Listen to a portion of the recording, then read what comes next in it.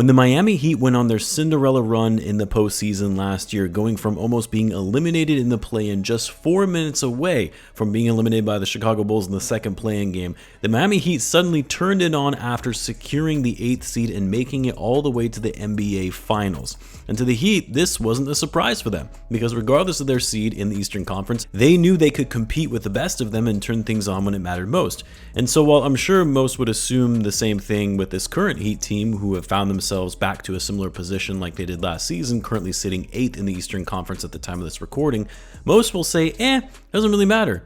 They'll go to the playoffs anyway, and we know they can beat Boston. They did it last year handily. The Heat will be fine. They've got one of the best coaches in the game. They'll be all right. This is what they do. To that I reply, not so fast. Because the Miami Heat are actually in much bigger trouble than you think, not only for this season and whether or not they actually make the playoffs, but for the foreseeable future as well. And it's what we'll be talking about further in this video. As always, if you're new to the channel and you like this type of content, it would mean a great deal to me if you subscribe to help the channel grow. I'm trying to reach 50,000 subscribers by the end of the year. We actually just passed 40K, so thank you all for that. And in return, I'll be providing more NBA content like this. Now, I'm sure the first question that people are going to ask, especially Heat fans, is what makes you think this is any different from last season and how this team shows up in the regular season versus how they show up in the playoffs? What would lead you to believe that this time the Heat are in trouble? Well, let's start with this season, then we'll talk about their future overall. But when it comes to this season, and look, we'll put aside the fact that it was an absolute failure that they didn't land Damian Lillard or Jrue Holiday. Dame in particular wanted to go to Miami and only Miami. They had all the leverage in the world and they blew it, and thinking they would easily be able to land him. Then after Dame gets traded to Milwaukee, which included Jrue Holiday, Holiday becomes available, which would have been such a perfect fit for them and their culture that I actually almost like the fit of Jrue Holiday on the Heat more so than Damian Lillard. But then the Celtics swoop in with a better offer and they get Jrue Holiday. Like, we'll put those aside for now as it relates to their offseason blunders, but for the Heat, it boils down to two things: health, which for some reason they have always struggled with in keeping their main guys consistently healthy, and two, losing some of their key role players last season in free agency for nothing. Max Strus, we all knew Strus was going to get paid and was going to be getting paid more than the Heat would be able to afford. But having Strus as an insurance policy for some extra scoring when Tyler Herro was inevitably out, which he is frequently and currently is out of the lineup right now, it was so critical for them to have Max Strus for their overall floor spacing and pace of the offense. They also lost Gabe Vincent, which, yes, I know he's barely played this season anyway, but he was a nice complimentary piece for them in the playoffs, and they obviously won't have him this season. And I love Jimmy Butler, one of my favorite players in the league, and as good as he still is, he is starting to show some signs of decline and not being as effective on defense. Still a high-level defender, but he has lost a step a bit when it comes to keeping up with players on the dribble drive, and he's not as tenacious on the perimeter and trying to pick pockets and going up the open floor like he used to. And while I'd like to think this is just Jimmy trying to get through the regular season, doesn't really care as much until he gets to the playoffs, Jimmy is in his mid-30s. A lot of minutes and games played. Every year that passes, it's going to get harder and harder for him to be able to still compete at that level. Also, I know trading away Kyle Lowry will seem like a whatever move, but losing veteran leadership and experience and a guy who's shown up very well for them in the playoffs is going to be an issue for them come playoff time. And while I like that they got Terry Rozier to give them a boost in scoring that they needed, it hasn't really worked out for them thus far, as Rozier's efficiency has dropped dramatically since being traded to them. He's shooting below 30% from three, barely above 40% from the field. His on-off numbers are particularly bad.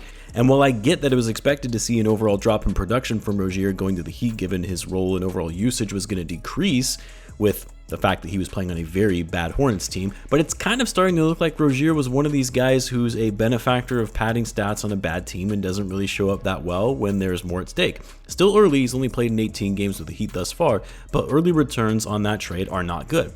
A player they gave up a first-round pick for, which they don't have a lot of picks, to get him, and also losing their veteran in Kyle Lowry.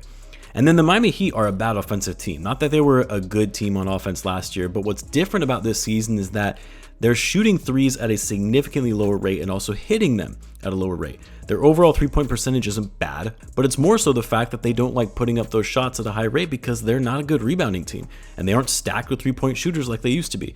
For the Heat, they prefer a slow style of offense and getting to the foul line as much as they possibly can. You eventually get to the point where this becomes a math problem. If you don't generate more possessions and more shot attempts than your opponent does, it becomes very hard to win games. You have to be very efficient to win a game if you're taking 10 less shots than your opponent. And for the Heat, that's a common occurrence on most nights. They're currently 28th in the league in shots taken, and their opponent averages 3 more field goals than they do. Again, it normally wouldn't be as much of an issue, but the Heat are not an efficient offensive team, currently 22nd in the league in offensive rating and 21st in overall field goal percentage. But putting this season aside for a minute, because I still think none of us would in fact be surprised if they somehow managed to make another insane run in the playoffs, but what about beyond this season? The Heat are more or less bereft of draft capital, which limits their ability to 1. Draft players they can work with for the future, and 2. Use for future trades to bring in big name players. The Heat currently own their first round draft pick for this upcoming draft in 2024, and then far out into the future in 29 and 30. Those are the only first round draft picks that they have available at their disposal to be able to trade. And only 1 second round pick, which they don't have control over, as it's a pick owed to them by the Clippers. Not a lot to work with when it comes to making impactful trades to position themselves for the future. But what about their cap sheet? Unfortunately for the Heat, they're already an over-the-tax team and limited in their ability to sign key free agents, even despite the fact that they will remain a free agency destination of choice for players around the league. Now, obviously, trades can still be made to bolster their roster, but that hasn't really worked out for the Heat as of late, with their inability to execute on blockbuster trades and then trading for the wrong players who don't move the needle for them. The Heat will still have their 4 core group of guys, Jimmy Butler, Bam Adebayo, Tyler Herro, and Terry Rozier, under contract for the next 2 seasons after this one, paying Jimmy over $50 million by the time he's 36, paying Herro over $30 million when he's barely able to make it through half a season, and Rozier, who's going to be under contract for $26 million by the end of 2026 when he is 31. The only players currently on their roster who aren't under contract to have a player option for next season are Haywood Highsmith and a team option for Nikola Jovic. Their current salary projection for next season sits at $182 million, putting them $10 million above the luxury tax line and $3 million above the first apron. That kind of balance sheet, with one of the highest average ages in the league at 28.2, you combine that with the limited to no draft bets to work with for the future, and it's not looking that great for the Miami Heat. As incredible of a GM as Pat Riley has been over the years for this team, with his questionable decisions as of late and failing to secure a superstar who handpicked your franchise to be traded to, you do have to wonder if it's time for Pat to hang it up and retire. And I'm sure he and Heat fans are still just waiting on a prayer for this team to suddenly turn things on and make a championship run. It's not going to be in the cards this year, not with the way the roster is currently constructed and the increased level of competition at the top. But I would love to hear what you guys think, though. Let me know in the comments, where do you guys stand on the current state of the Miami Heat? Let me know in the comments. As always, be sure to subscribe, and I will see you in the next one.